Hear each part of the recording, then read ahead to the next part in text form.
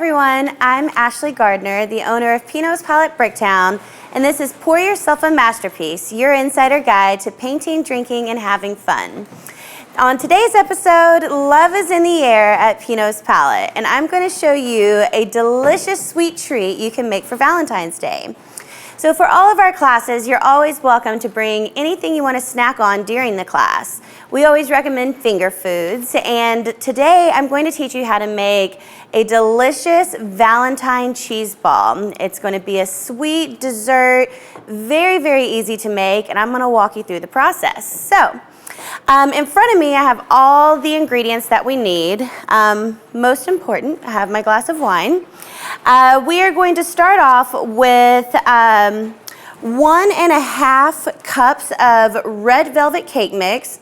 Doesn't matter what brand, but you want 1.5 cups of red velvet cake mix. Next, you want 1/2 cup of powdered sugar. And then you're going to have 2 tablespoons of brown sugar.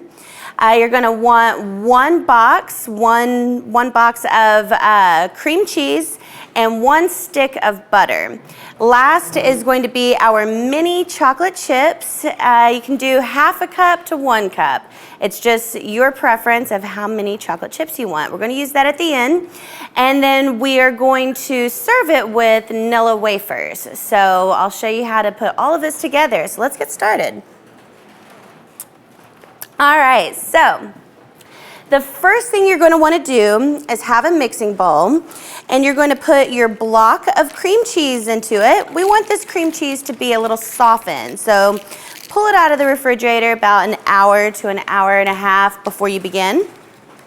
Next, we're going to do a stick of butter, which you also want softened. Mine's actually been sitting out for about 2 hours, so that should be good to go. And the first thing we're going to do is cream these together. So I have my little hand mixer, and I'm going to go ahead and cream these together.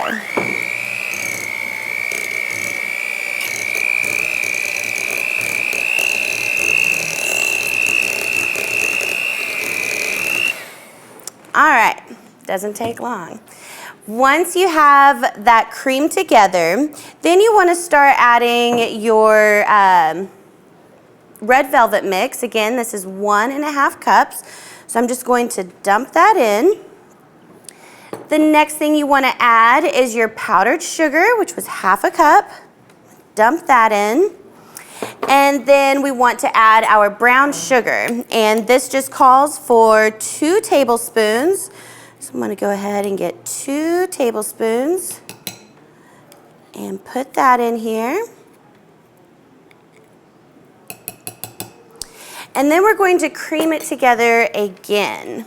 So I'm going to get my mixer in there. We don't want this powdered yumminess flying everywhere. So I'm going to start on a low speed.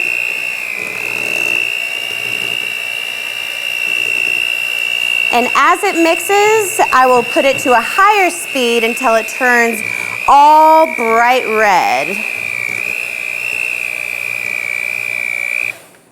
And from time to time, you will need to have a spoon to the side to kind of get it off the edges so that it all mixes together really nicely.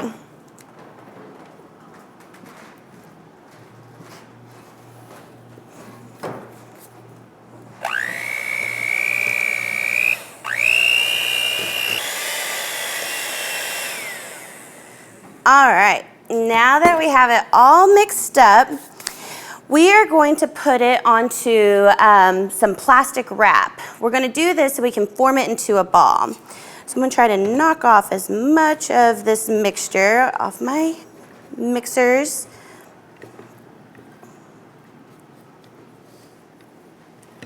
All right. And then we'll set this to the side.